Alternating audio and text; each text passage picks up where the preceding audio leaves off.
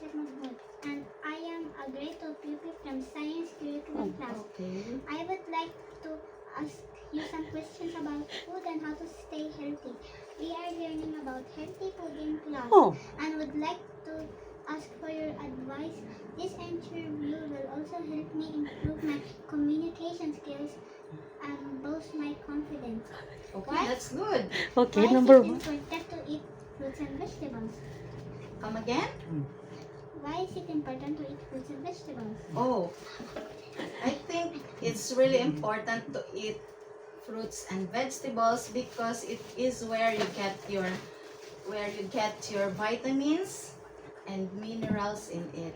Okay. Say thank you also. Thank you for answering my question. You're welcome.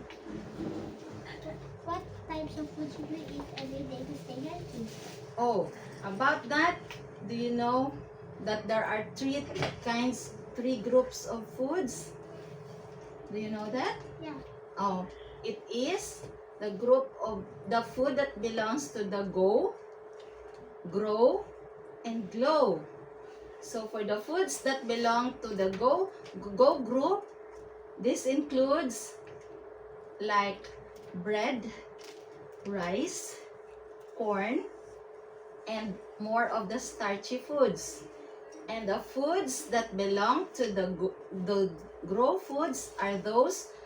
Can you see this picture? These ones are the food belonging to the grow food.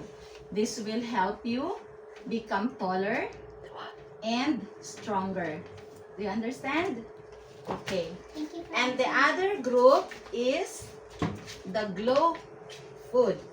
These are the foods that belong to this group, like the vegetables and the fruits. Can you see it?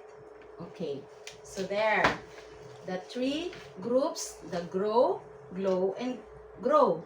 Go, grow, and glow. Can you remember them? Okay, that's good. Thank you for answering my question. Yeah, you're welcome. How does eating too much junk food affect our body? Oh, junk food, as you know, it's zero. It doesn't give any nutrient in your body. And what do you know about junk food? What is the example that you know about junk food? It is unhealthy. Yeah. What is the example of it?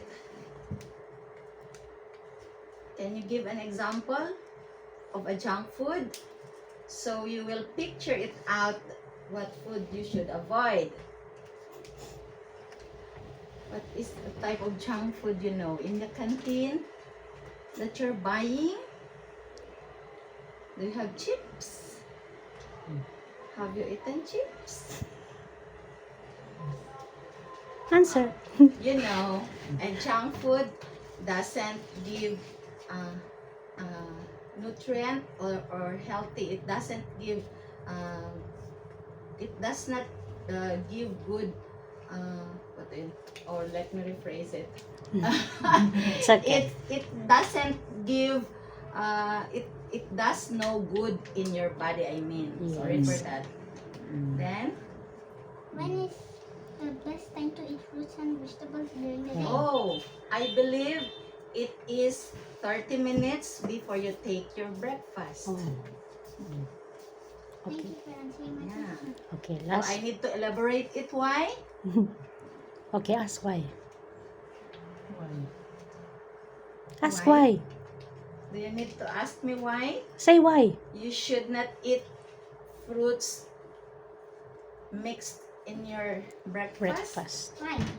It's because the fruit should be eaten before your breakfast so that you can get that nutrient, that important nutrient before, because when it is mixed with your breakfast, it will just mix up in your gut.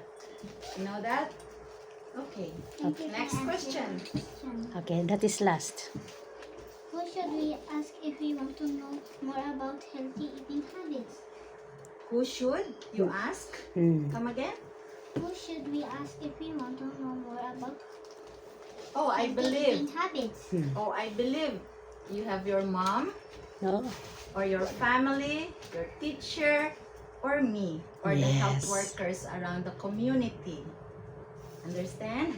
Thank you for answering my questions. Okay. Okay, you're Thank you. I learned a lot from you today. Okay, that's good.